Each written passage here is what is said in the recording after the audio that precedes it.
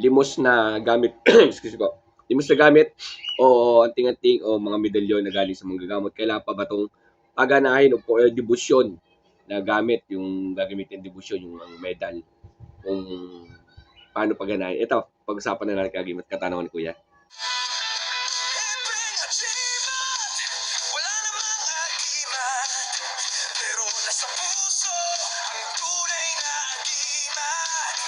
Isigaw mo bro, ang lakas ng loob. Kahit walang agimat, laban tayo. Hepeng agimat, boy, walang makakahadlang. Basta nasa puso, tunay na agimat. Yeah! Yun, mapagpalang araw sa inyo lahat. God bless, more blessing. No? About dito sa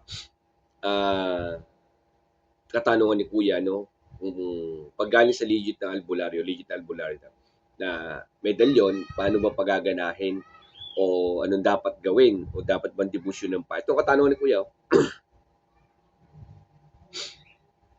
Yung mga kagimat, no?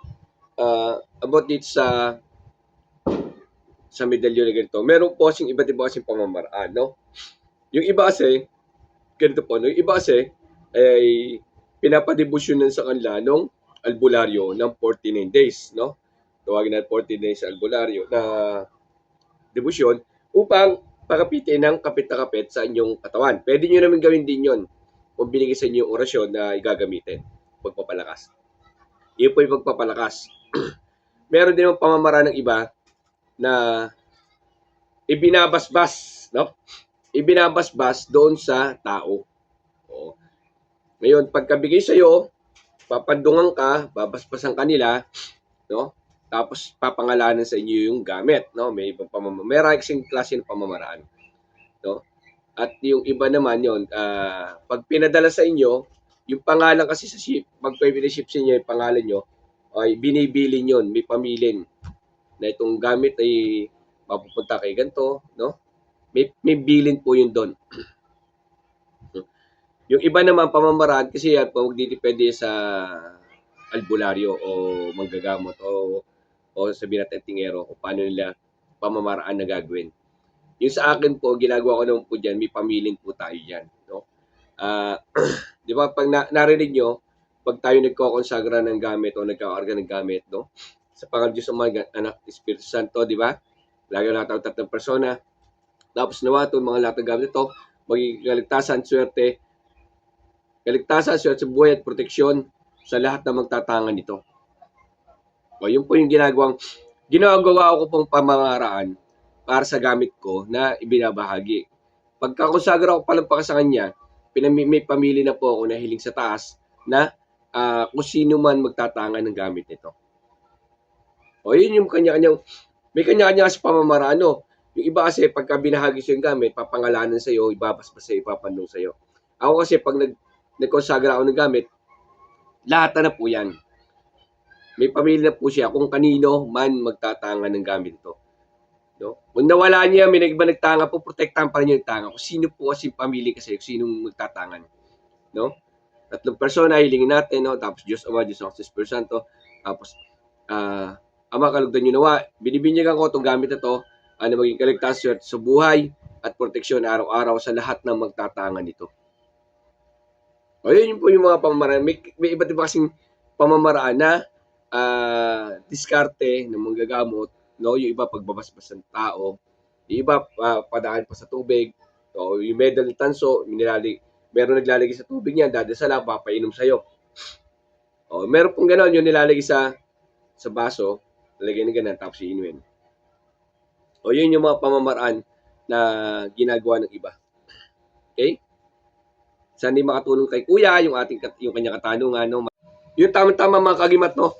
At nagko-consagra nga pala ako ng gamit, no? Okay. Ganito po yung iba nung ginagawa natin, no? Ito kagaya nito. Pong Santa Cruz. Ito yung malalambot na medal natin pamimigay. San Miguel. Yung mga kagimat, no? About sa gana, yan. Kano tayo? Kanina ginawa natin yan. Sa pangalan Diyos sa manamiguan lang ito, pa Diyos sa Diyos Present, Ama, kanaway kalugdan niyo po ang mga gamit ito, maging proteksyon, kaligtasan sa buhay ng lahat na magtatangan ng gamit ito. Okay. Yun po yung ginagamit natin palagi pagka tayo nagkukonsagra ng gamit. Kasi po, ganito yan. Kung kayo nabahagian yan, ibig sabihin nakapamili sa inyo kasi nga lahat ng magtatangan nito. Ngayon, pagka po sa inyo nalaglag sa inyo, may nakapulot. Magagamit din po nung nakapulot yung ating gamit. Huwag natin ipagdamot yung kaligtasan. Kasi po, pag nagkukonsagra ako, pangkalahatan po siya na magagamit po ng magtatangan, kung sino magtangan. Kasi yung iba kasi, meron daw yung ginagawa na hindi magagamit ng iba. Pag nalaglag sa'yo, hindi magagamit ng iba. Kawawa naman, di ba? Hindi naman nila kasalanan kung mapupulot nila yun. Di ba? Hindi mo naman kasalanan kung nalaglag, di ba? Oh. Eh yung atin kasi, sa lahat ng magtatangan, magkaroon ng proteksyon ang lahat ng magtatangan. Kaya kung nalaglag sa'yo, makuha ng iba, gagana po sa iba yon, makakatulong sa iba. Yun po ang atin. Kagaya po sinabi, kagaya ng kay Jose Rizal, di ba? Naalala niyo yung nasa dagat sila, nalaglag yung kanilang sinelas. No, ang ginawa ni Rizal, di ba, hinagis pa niya isang sinelas. Ba't hinagis yung sinelas? Upang sa mapupuntahan sinelas na yan, magagamit nila kasi dalawa eh. Kung hindi ko ihagis yung isa, hindi pakikinabangan ng makakakuha ng sinelas ko. Eh kung ihagis ko yung dalawa, magpares siya, magagamit ng makakakuha. Diba? Ganon din po tayo. Kung nalaglang gamit yung magagamit po yan nung magagamit yan nung taong makakapulot. No? Magiging protection din yan. No? Ganon po tayo, huwag natin pagdamot yung ating pangkaligtasan po. No? Maraming salamat. God bless inyo lahat.